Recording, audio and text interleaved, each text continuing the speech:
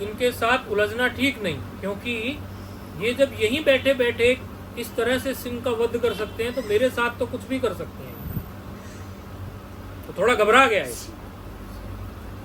लेकिन अहंकार है, अहंकार तो बिल्कुल भी उसको रहने नहीं दे रहा है ना। वो तो ऐसा कर रहा है अहंकार में कि किसी न किसी तरह मैं रघु पर भी विजय प्राप्त कर लूं, राजा रघु पर। अहंकार तो ऐसे कह रहा है ना, जहां हमको अनुकूल हो वहां बैठे, तो आप आगे पीछे बढ़ो, क्योंकि फिर भी मुझे युद्ध तो करना है। कहने लगा कि आप ऐसा करें, मुझे उस दिन तो चला गया, बाद में फिर से आया, आप ऐसा करें कि मुझे भिक्षा में युद्ध दे दे। अब ब्राह्मण था ना, तो इसी प्रकार मांग सकता था। बोले आप भिक्षा में मुझे आपके साथ युद्ध दे दें। तो कहने लगे रघु राजा, हम तो ब्राह्मण सेवी हैं और हमेशा हम क्षत्रिय वर्ण से है, तो ब्राह्मण की सेवा करना हमारा धर्म है, हमने ब्राह्मण की सेवा की है, ब्राह्मण के साथ हमने कभी युद्ध नहीं किया, युद्ध नहीं दे सकते हम आपको भिक्षा में। अरे बोले महाराज, आप मुझे यूं ही कोई झोली फैलाने वाला ब्राह्मण मत मानो, कुलस्थ का बेटा हूं मैं, उसका वंशज हूं मैं, बहुत शक्तिशाली हूं मैं। आपने तो, मैंने भिक्षा की क्या बात कर दी, रावण का अहंकार देखिए, अब मैंने भिक्षा की क्या बात कर दी, आपने सोच लिया कि ये तो ऐसी भिक्षार्थी है और यूं ही कर रहा है। अरे वो तो एक मेरी मर्यादा है, ब्राह्मण भिक्षा कह के ही मांगेगा, वैसे मेरी शक्ति में आप मुझे कम ना आंको। राजा रघु समझ गए कि ये तो हवा में है अभी भी, इसका बात समझ नहीं आ रही है। बोले अच्छा युद्ध करना चाहता है? हाँ युद्ध करना चाहता हूँ, भिक्षा में दे दीजिए आप। अब आपकी, अब जब दोनों पक्ष युद्ध के लिए राजी होंगे तभी तो युद्ध होगा ना।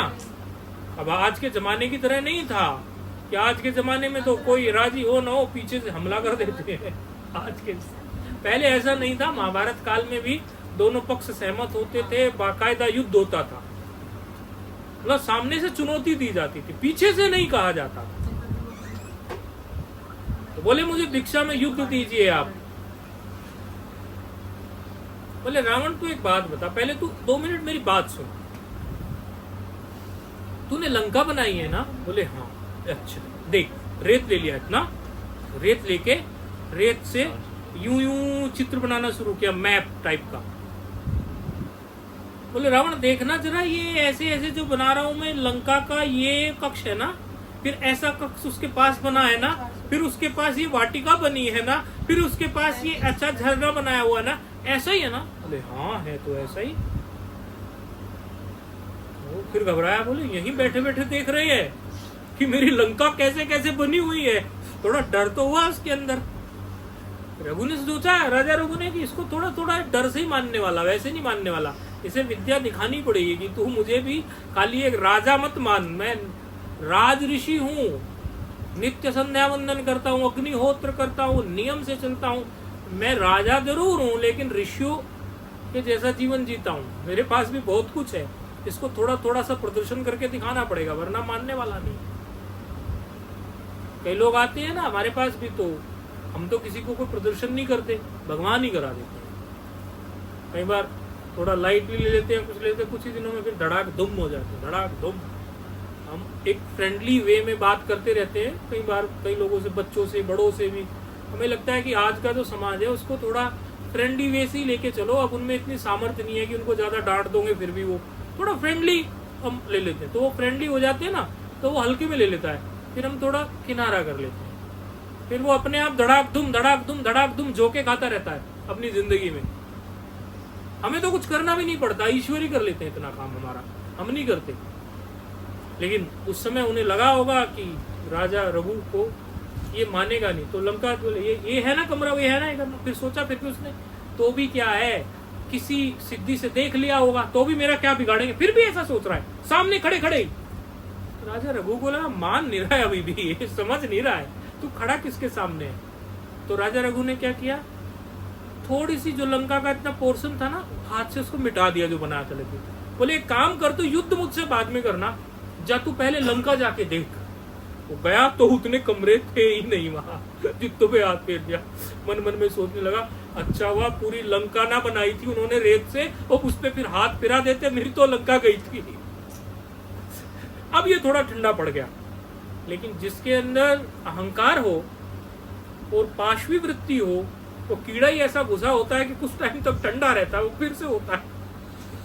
कुछ समय के बाद फिर से खोपड़ी घूमी रावण की। कहने लगा ये क्या बात हुई, अब किसी और तरीके से करता हूं, कोई छल ऐसा करता हूं। छल करने माहिर था ये, और छल करने से ही इसका ब्राह्मणत्व नष्ट हुआ है।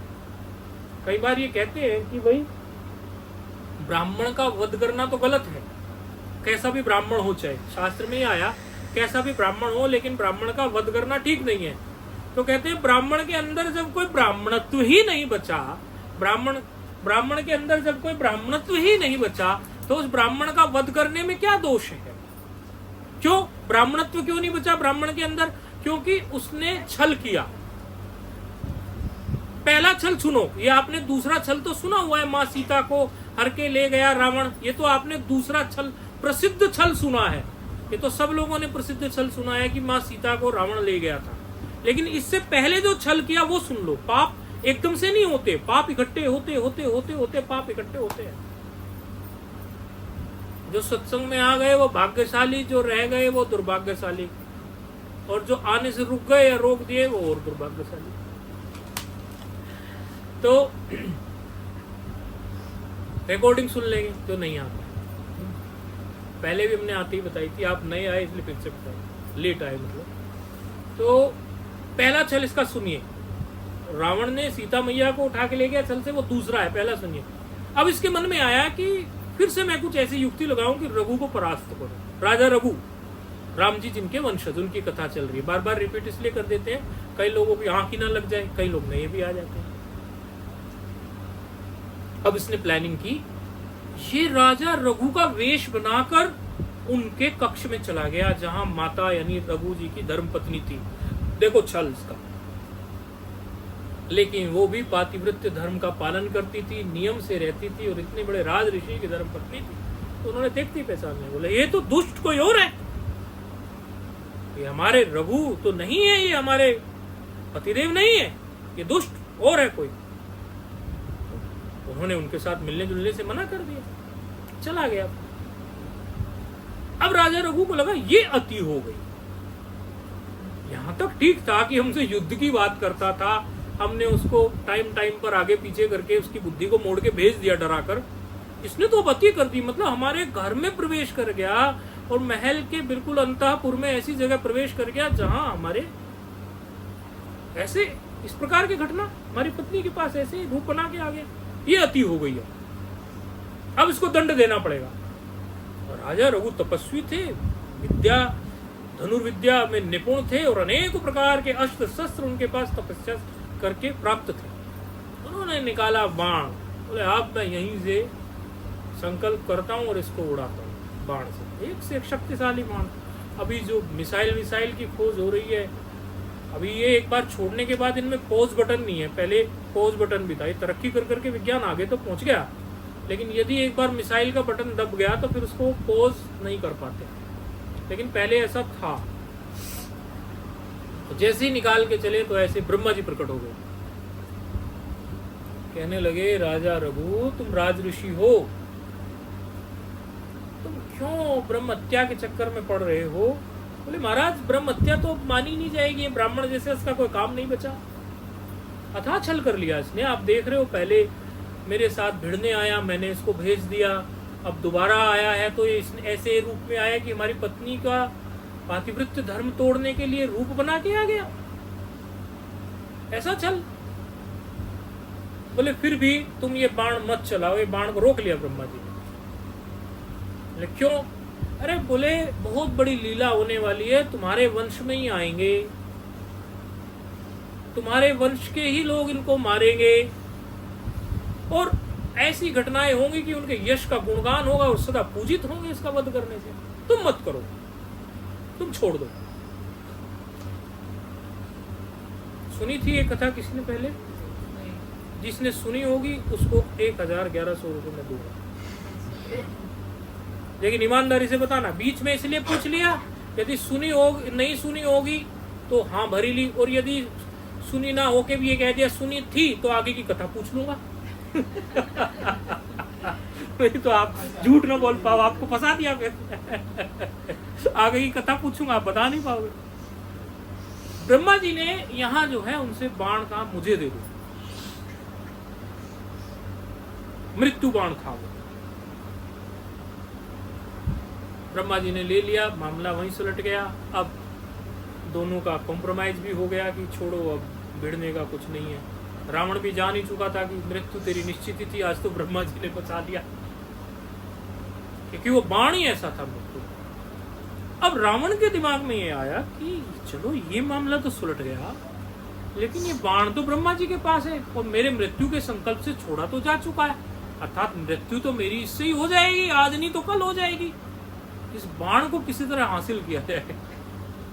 अब ये लग गया तपस्या करने।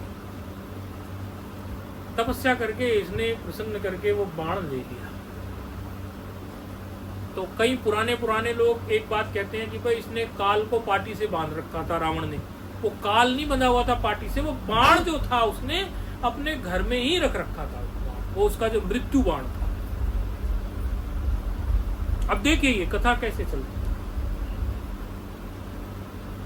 जिस समय भगवान यहां रावण को मारने के लिए चले तो रावण की मृत्यु हो ही नहीं रही थी।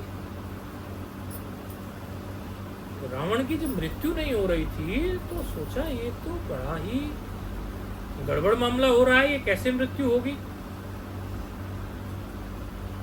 उस समय हनुमान जी को प्रेरणा हुई, कुछ विभीषण ने इशारा किया, विभीषण ने कुछ हनुमान जी को प्रेरणा हुई कि यहाँ इसका मृत्यु बाण नहीं है ना, ये ऐसे मरने वाला नहीं है। तो हनुमान जी ने एक ब्राह्मण का स्वरूप बनाया। बोले ऐसे छली को कुछ ना कुछ थोड़ा बहुत हेर फेर तो करना पड़ेगा, ऐसे पकड़ में नहीं आएगा। तो मृत्यु बाण इसका कहाँ है ये सब पता लगाना जरूरी है। यदि वो मृत्यु बाण मिल जाए राम जी को तो वध इसका सुनिश्चित। ब्राह्मण का स्वरूप बना के पहुंच गई। भिक्षाम देई, मंदोदरी थी वहीं। अब सर तो कट रहे थे तो वो दुखी थी बहुत कि युद्ध में सर कट रहे हैं, इतनी सूचना आ रही है, भले नहीं मर रहे हैं लेकिन भुजा कट रही है, घाव हो रहे हैं, काम तो चालू है, पत्नी को दुख तो होगा। ये गए भिक्षा देव माई भिक्षा देव। अरे बोले क्या भिक्षा देव मैं, मेरे तो पति ऐसे ऐसे हो। अरे बोले रावण की जय हो, रावण की जय हो, रावण की जय हो। बोले आप जय की बात कर रहे हो, यहाँ मृत्यु का मामला चल रहा है। बोले वो कभी नहीं मर सकते, आपको नहीं पता है। उन्हें भी पता था कि पुरुष के सारे राज उनकी धर्मपत्नी स्त्री खोद खोद के निकाल ही लेती है, कुछ भी बात होगी रावण की इसको जरूर पता होगी। माताओं का स्वभाव भी होता है खोद खोद के बाद अपने ढंग से निकाल ही लेती हैं। आप कुछ भी छुपाओ, और खास तौर पे पुरुष भी क्या होते हैं, अपनी प्रियतमा का विश्वास जीतने के लिए सारी अपनी पोल पट्टी खोल के रखते हैं, अपने अहंकार को बड़ा, मैं तुझे क्या लगता है, मैंने वहां भी बता देते हैं, सब बता देते हैं। तो उन्हें पता था हनुमान जी को। बोले मंदोदरी को पता होगा। बोले माता आप भिक्षा दो, फालतू बातें मत सोचो। बोले क्या ना सोचूं, मेरे पति मरने वाले हैं, कभी नहीं मर सकते। आपको पता नहीं है उनके पास मृत्यु बाण है जिससे उनकी मृत्यु हो सकती, वो तो उन्हीं के पास। अरे हाँ हाँ हाँ हाँ हाँ, मैं तो भूल गई थी ये बात। हाँ हाँ, खुश हो गई याद करके अपने आप ही। अब उन्हें यही तो करना था, बातों में लेना था हनुमान जी को। हाँ हाँ हाँ, मृत्यु बाण तो है, मृत्यु बाण तो है, वो तो फिर यही होगा ना, मृत्यु बाण तो आप ही लोगों के पास होगा। ऐसे कर करके बात निकलवा। अरे बोले वो तो थंबा है, उसी में तो चिन्हवा रखा है मृत्यु बाण, उसी में चिन्हवा के रख रखा था मृत्यु बाण, थंबे में। और उसी की तो पूजा चंदन वंदन वो क्या थंबे को नहीं करते हैं, वो उसके अंदर मृत्यु बाण है ना, उसी पे रोज तिलक करते हैं। बोले अब शिवलिंग की पूजा कम चल रही है, उसकी पूजा ज्यादा चल रही है आजकल। भस्मी जो है तीनों टाइम उसी पे लगाई जा रही है आजकल, चंदन और घंटी, क्योंकि मृत्यु वहां है ना, उसी बाण से होनी है, तो उसी को सेव कर दो। अच्छा हाँ, बस ये तो मुझे पता थी, मैं भूल गई थी। ब्राह्मण ने, आपने तो बड़ा अच्छा किया, मुझे याद दिला दिया। हनुमान जी ने मारी एक लात, वहीं पर निकाल लिया वहां। बोले माता नमस्कार, हो गई भिक्षा पूरी। मैं तो यही भिक्षा लेने आया था, हो गई मेरी भिक्षा पूरी। वो बाण को लेके चल दिए, राम जी को सौंप दिया और वध हो गया। बोलो जय राम जी की। ये अद्भुत लीलाएं, भगवान के जीवन चरित्र जो है उसको लीला कहा जाता है। कहते हैं ना राम लीला हो रही है, ये लीलाएं, इनमें कुछ टीचिंग्स हैं, लीलाओं से सीखिए। आप ये देखिए कि जो निर्धारित हो चुकी है चीज, उसको आप कुछ समय आगे पीछे करके टाल सकते हो, आगे पीछे सरका सकते हो, लेकिन पूरी तरह से उसको खत्म नहीं कर सकते। मृत्यु तो रघु के समय पे ही हो जानी थी, थोड़ी टाल दी। कई बार लोग क्या सोचते हैं, हम कर्म का जब सिद्धांत बताते हैं, मैं तो अच्छे कर्म कर